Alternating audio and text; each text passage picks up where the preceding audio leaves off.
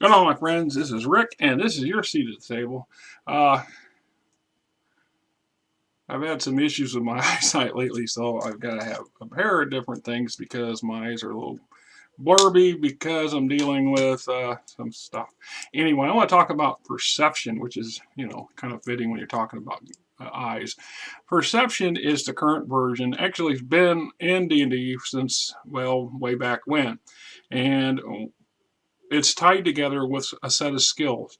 And if you have any experience with third or 3.5 edition of D&D, which is by far the longest running particular edition to my knowledge, there's a lot of pre-editions, and within editions there are printings, and sometimes those printings can vary slightly, like the cover art will change, certain things will change. We're talking about a concept. This came up personally for me recently in a D&D Beyond campaign that I'm running, play by post, which is my preferred style preferred method at the moment, because my work schedule and life schedule just doesn't really add to the ability to have a sit down at a table on a regular basis. And to be honest, I don't have a whole lot of game playing associates or friends who would come to my house and sit down for 5 or 6 hours a couple times a month. That's back to the life situations and circumstances of the past few years. Anyhow, I've been playing D&D since I was a teenager.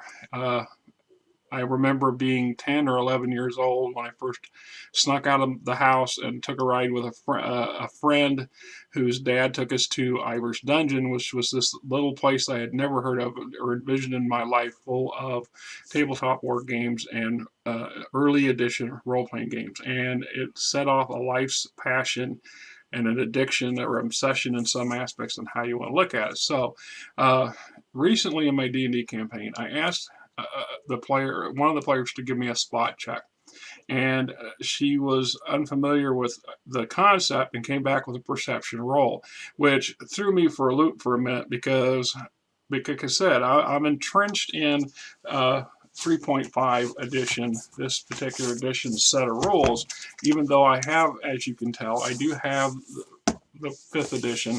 I do, and trying my best to utilize it because D&D is geared towards the current 5th edition series.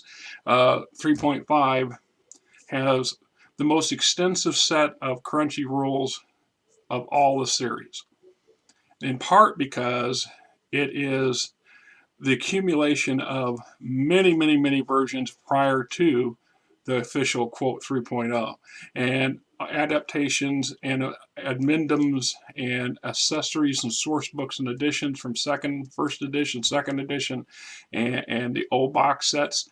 The concept is that it evolved. And I want to, in my ham-fisted, clumsy methodology, I will get to this, and we will get there. Just bear with me. So if I go back to one of the earliest printings of 2nd edition, this technically is actually considered 1st edition, depending on who you argue. And if you look at the player handbook, you'll see it's much less robust than our current versions. And if you look at the 5th edition, I like the 5th edition in a lot of aspects. There's certain things I don't like about it. It has a lot of really nice color art, where this one has not so much. And this has some. The point I'm getting at is this thicker book would actually probably be more along the lines of a thinner player manual than this one, because the only reason is the addition of all the high-grade artwork and the way it's formatted. So there's a reason why certain books are thicker than others, and there's several reasons depending on the formula. They're putting a lot of artwork in it to make the book beefier and flesh it out, and to make it more appealing to the consumer. If it's loaded with rules, it's going to have a lot more space taken up by printed stuff. anyway. So when we look up the concept from the very earliest days of a skill set or the ability checks, now we're not talking wisdom and well, in a way we are talking wisdom and intelligence and so on and so forth, but we're talking the secondary skills that become much more in-depth and detailed by the time we reach the third edition 3.5 version. And then afterwards it started to be consolidated because there's change of thought. First, in the earliest days, if you wanted somebody to spot something, to take a spot check, or to listen for something, generally speaking, the rules didn't allow for them specific. They weren't spelled out for you or put in such a format that you had something to reference. It was left up to the player and the GM to game it out, to role play it. So the idea would being is how either the GM would ask for a wisdom check or an intelligence check and go from there. Then if it would be up for the players to go, the GM would say you feel that there's something watching you, and at that point it's a key or a hint for the player to figure out what that may or may not mean, whether or not it's just something. Generally, GMs don't put that sort of stuff forward if it's just there for I don't know, flavor, but it's there for purpose. Something actually could be potentially watching them or spying on them or sneaking around. And at that point, the players begin this game of hunt, cat and mouse, through story and through their interpretation and the questions they ask and the answers that they get from the GM. And that's in my particular view on things. So when you go in and you look, there's just absolutely nothing really to barely even touch on that. And there was in the earliest versions, if you go back to the red box, blue box, things like that, a hint at the concept of perception. But it was vague and it was left mostly up to your players and the GM how you played it out.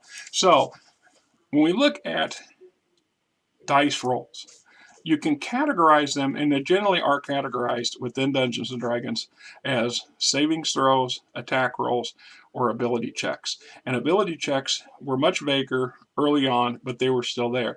If you wanted somebody wanted to climb a tree, you would ask them to make a strength check. Later, when we come to 3.0, we would actually ask them for a climb check. As far as I can tell, the first ability check in print and hit in printed rules was in roughly 1976 version of the earliest box set, and then over the decades began to evolve from there in small leaps and bounds based on what the players at the time and the GMs at the time, which technically I guess is still a player, wanted to see in their games. They wanted some more clarification. This, without trying to get off into a tangent or a sidebar on the concept of what some people today consider as crunchy rules or obsessive or excessive rule sets. The reason for those, why we ended up at this version from before all the previous versions led to us, because here's a much beefier version of second edition when it came out, and it actually has an entry in here on some of the subject when we're talking spot or spotting. So some of these were attributed in later versions to specific classes. So the assassin, the rogue would have actual hints in there where they could be purposely looking for something. And so when we look at the evolution, players wanted more. We wanted to have much more defined sets of basic rules. We wanted to be able to not have to come up with house rules on the fly. And that was Gary Gygax's entire philosophy in game design. And I strongly understand how that works because that applied that to my own game creation when I was working on my would-be Stellar Frontiers. And is that you work with things, and if it comes up enough times and you make of ruling on the spot. What we call house rules today is basically how the rules of the game systems evolved from the early days. And so if Gygax was presented with a situation by his players and this became a reoccurring thing, whatever his solution to it became his house rule, which then became the rule for the game system, which is in part one of the reasons why, if you look at the older, earlier edition material, the rules seem to be a little bit all over the place and lacking and not complete in some aspects, or in some areas overcomplete, overcompensating, or undercompensating. And that's just my opinion on this. So, you know, the truth is somewhere always in the middle. As we evolve as players, as our player base becomes more familiar and confident, and more important, more and more game systems come out, and we become established and familiar with other systems of play. And if you look at games from FAFSA and their rule sets, and Iron Crown Enterprises and their rule sets, etc., etc. They have a lot of similarities because they're all based on the same foundation. They grew up, those game designers grew up playing these same type of games that Gary Gygax did and Gary Gygax invented, i.e. D&D. So from that is an evolution of them trying to come up with a new set of rules to apply to their game systems that do the similar things without plagiarizing things. So we have some purposely intentional diversions from those sets of rules. But within the rule sets of all game systems, no matter what they are, there's always some gems or things that make the most sense to us as the players, as the GMs. So we tend to adopt those in our other game systems, and they translate outward. So as this inverted pyramid with so tiny handful of small people, or a handful of limited number of people creating games for a larger consumption, to this much wider base of game systems that are available today via Kickstarter, the internet, etc., etc., etc. The fact is we are much more inured or used to having the knowledge. So when a brand new player comes along and they pick up a book and they learn the book's rules based on that rules, they're not necessarily going to be familiar with or understand the nuances that come behind the decades of material and research and efforts that other people have put into the games that become the game system that we now have at the current moment. So that being said, once again, my player, when I asked for a spot check, was a bit confused because spot is defined as perception. Because what they've done is they've evolved or simplified the 3.5 rules to make them less crunchy, more condensed, and in their mind, a smoother thing. Now there's some advantages and there's disadvantages between the smoother, less crunchy set of rules and the thicker, more varied set of rules that's available to you.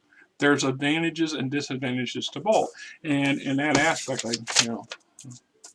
in my notes, so I ain't just babbling. Say perception versus spot.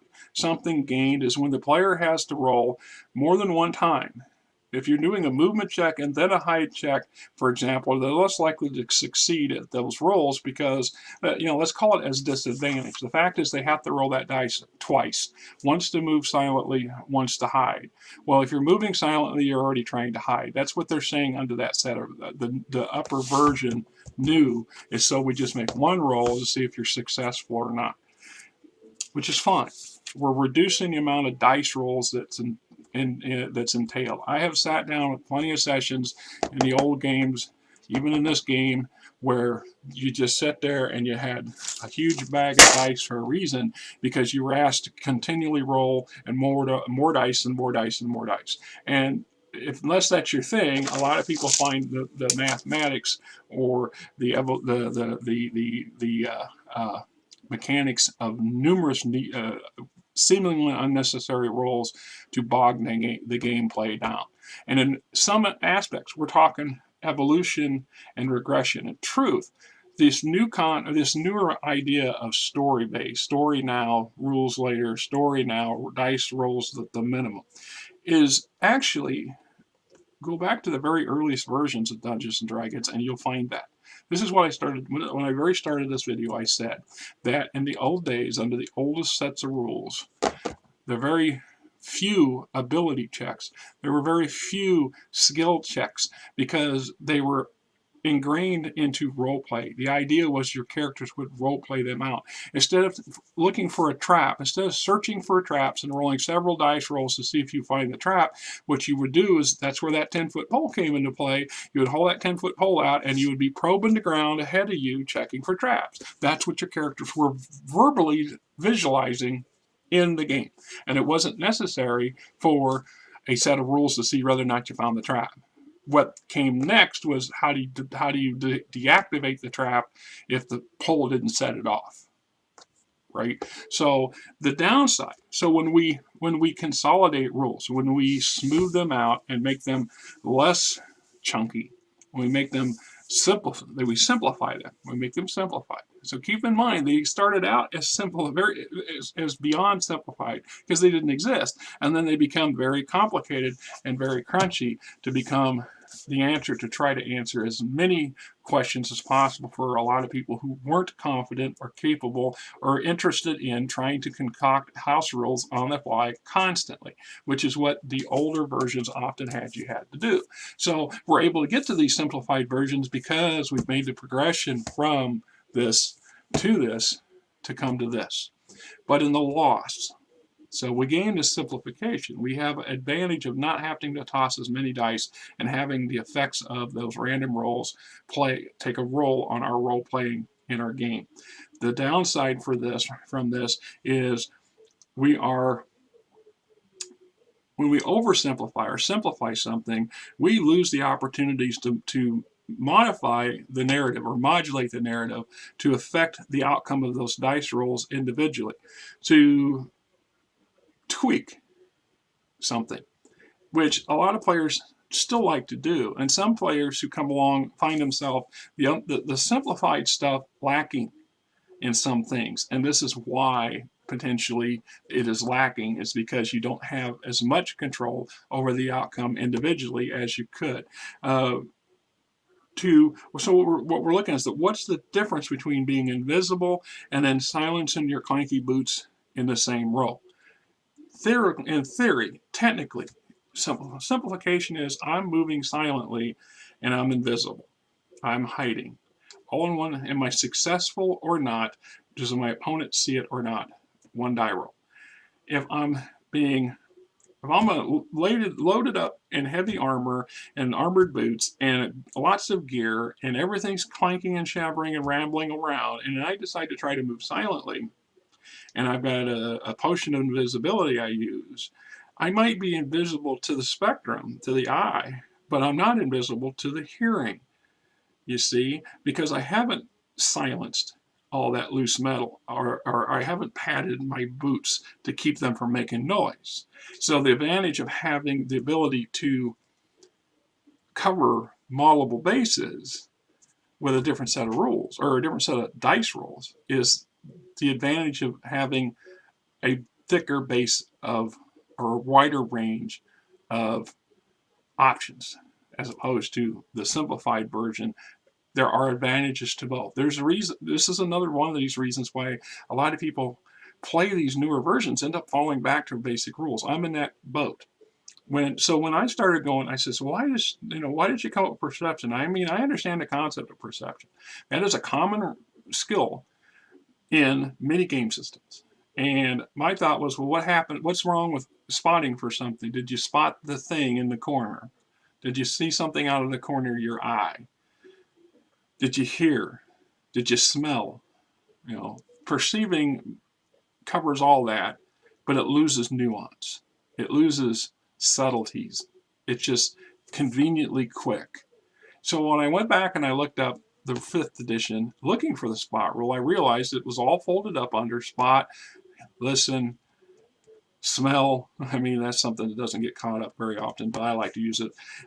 It's all now bundled together under the basic perception, which, once again, once I understood that, it worked fine, but not necessarily as comfortable as with it as once upon a time. So when I go back to the original 2nd edition, or at least this printing of 2nd edition, when we're talking about spotting something, it's literally, the first is distance, conditions, you know, the weather, lighting, how much is interfering. So if you're trying to spot something on the horizon over a plane in the middle of the day, you're going to see something much easier or much further away than if you're going to try to find a spot something in a cavern, in a dark, unlit cavern that's full of stalagmites and stalagmites and boulders and other things, and you're using a flickering torch. So the concept was to give yourself a set of rules that would give you the ability to define what it is you're spotting. And from that, we grew into some things like, can you hear,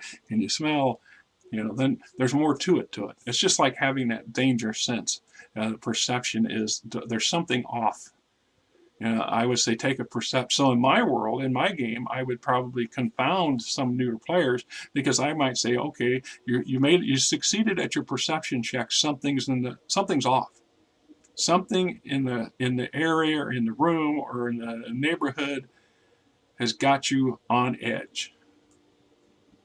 As a player, how do you come up, how do you deal with that concept? So when we go back and I talk about the thicker rules for those of you who are not familiar, and I'm aware that a lot of you guys are as quite proficient as myself.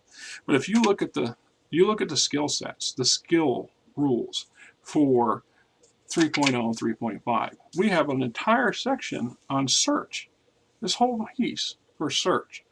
And there's another one for spot. A whole section. Look at this whole section. The spot skill is used primarily to detect characters or creatures who are hiding. Typically, your spot check is opposed to the hide check of the creature. So having a perception roll is versus the creature's hide ability. But it's not defining. So now you know something's in the area, but you didn't visit. Now, did you see it? Did you hear it? You see, the difference is that we have rules for listening. We have, see, here's listen, and et cetera, versus so on and so on. And there's a reason why all this stuff is laid out the way it is.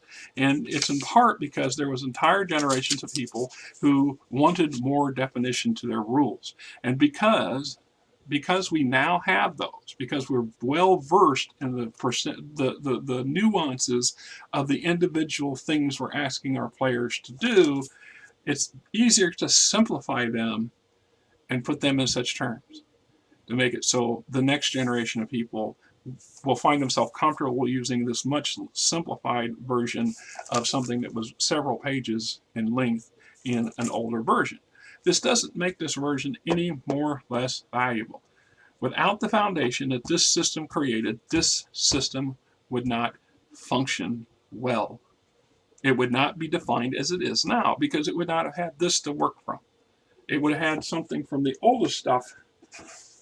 It would have come from something like this, which is much more comparable to this. So it's not necessarily new, it's just more refined. And the reason it's more refined is because this was expanded and done into great detail. So is the concept of an oversimplification of something still have value with something that's more defined? So asking your player to do a perception check and then asking them to actually spot something or listen for something. Or are we doing a perception check to let the player know that something's off, something's amiss, and then we do like the old system the older systems where it's up to the player to go, I'm going to search around, I'm going to look hard, I'm going to stop and pause and see if I can hear something. I'm going to allow the player to come up with those options. As the GM, if they don't ask for those options, using this style, I'm kind of discouraged discouraged from helping them. So if you make your perception roll, but you still can't figure out what's hidden in the room, it's not likely that as a 5th edition GM, brand new, is going to ask you to do a more detailed thing like, did you hear that, or can you smell that, or can you see that? Make a wisdom check or whatever. So we're still back to how many rolls do we do, or do we play it out in story? And yes, always people who want to play it out in story, which is great. But that doesn't always work for everybody. You're lucky if you have a group of very talented people who understand storytelling and working together as a group and not becoming trying to bogart and force a round peg into a square hole. You can do it, but it's still ugly and it doesn't do what it's supposed to do and it's uncomfortable. So we're back to the what works for you, what doesn't work for you in the concept rules. So I'm of the opinion perception is awesome. It's a great simplification. But if you look within the simplification, the very same mechanic rules are still here because it says under perception things like spot and listen. So if the perception is they perceive there's a danger in the room and then they can't game it out, it's quite acceptable for the GM to ask them to look for something or to listen for something. Make a second perception check that's narrow. I'm going to perception as an eyeballing the room, or I am purposely silencing or tuning everything out so I can fine tune my listening to focus on something specific, in my opinion. So that's Rick, and this is my opinion, and y'all have a good weekend.